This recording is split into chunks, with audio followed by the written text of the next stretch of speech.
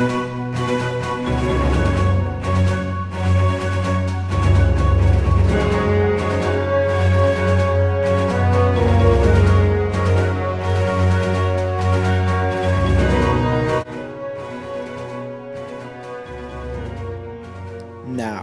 Gabriel, Stevanus, and Ian Conway with the news. King Ferdinand of Castile has conquered Cordoba from the Muslims. This is expected to have wide-reaching implications for the political future of the Iberian Peninsula. The Spanish Inquisition has been founded. It is expected to root out heretics and heathens in the peninsula. Finally, the bubonic plague is ravaging the European mainland and is expected to cause many more deaths than what have already occurred. Tragic. Luckily, the 3-field system has newly been introduced to Europe and should be spreading. It yields higher agricultural growth. Also, Crete has been conquered by the Venetians. This should boost trade. Now, the weather with Lukas, Leijon. Hello, Iberia. This is Lukas Leijon with your IBS weather report. For the past 200 years, it has been uncharacteristically warm. In fact, it's been getting hotter and hotter and hotter. I mean, I have to use ice packs to keep myself cool, and I mean, this one's already melted. Yeah, so just watch out. Now, this is not a bad thing. You might be saying to yourself, oh my god, what's going on? This is ridiculous. Like, come on, get cold already. Well, agriculture is really taking a good step with this because the heat is really allowing farmers to farm more and farm a lot longer. So just keep at it and stay cool, Iberia.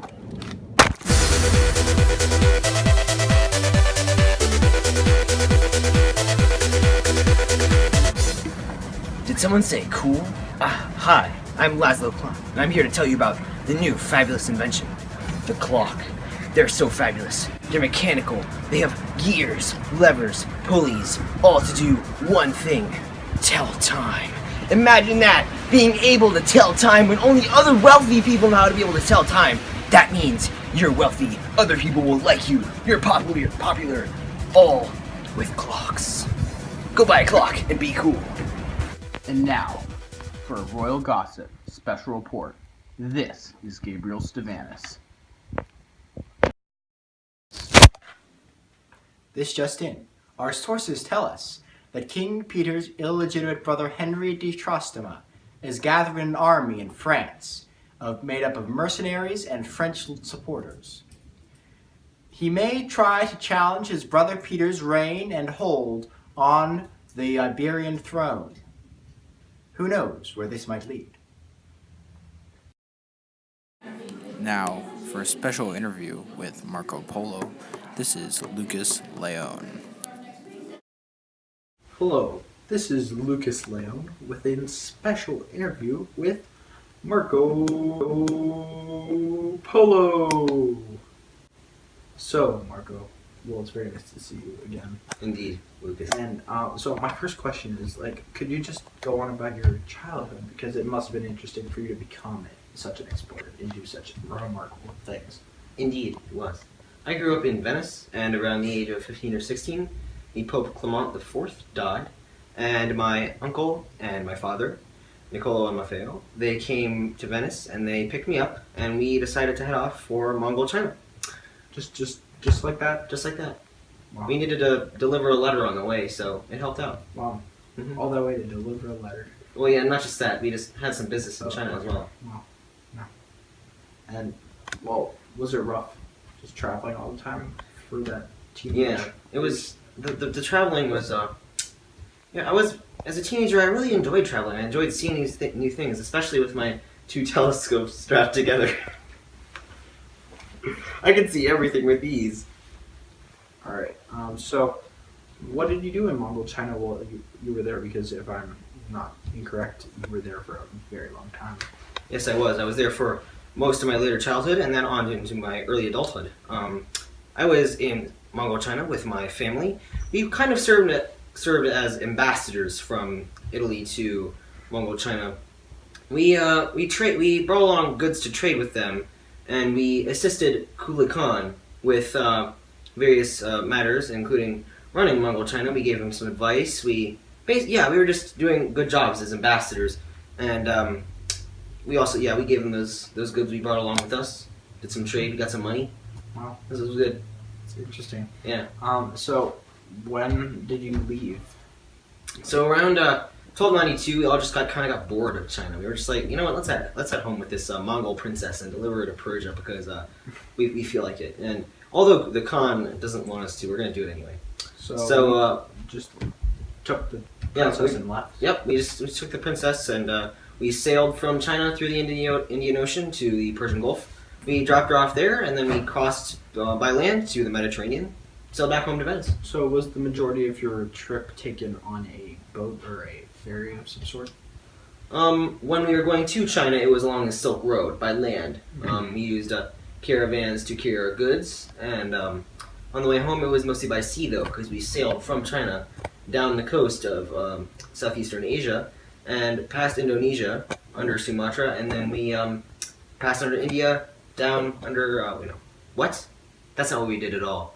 Yes, we went into the Persian Gulf and then crossed across land to get to the Mediterranean Sea. Then we sailed from the Mediterranean to Venice. Very interesting. Sorry about that. Well, thank you for the time you spent here. I know you have much exploring to do. Yeah, I know. I need to test out these two telescopes some more because they are very useful. Ooh, what's that? Thank you. Yeah.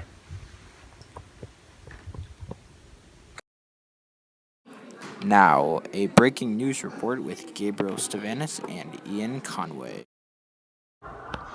We are sorry to awake you this morning, for we must tell you, King Ferdinand of Castile has died, tragically. This news has been very sudden, but he died peacefully in his bed. A tragic death indeed, Yes. but a good life. Now, with a special interview with Dante, this is Lukas, Leijon. Hello there again. I'm back with our second special guest today. Dante, who has written the Divine Comedy among other great works. So, Yes. just a first question. In the Divine Comedy, you talk a lot about Beatrice. Could you elaborate on who that is? Beatrice was my muse, my poetic muse. I met her at the age of 9. It was it affected me a lot when she died. And that's one of the reasons I'm sorry for your loss. I know. People say that a lot. That's one of the reasons I wrote the Divine Comedy. Yeah, I'm really sad about that. Can we not discuss her? Yes, I'm so sorry about that. Well, let's go on to a different note. So I've heard from different sources, not sure how true this is, that you've been kicked out of Florence. Could you talk about that?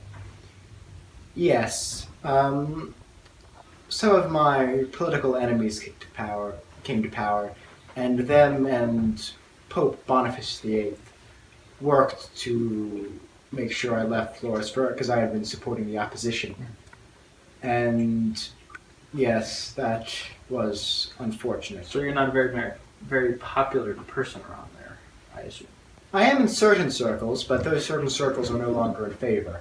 I see.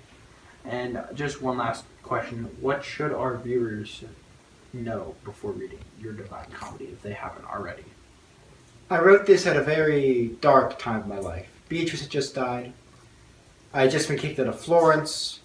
Everything was in Shambles?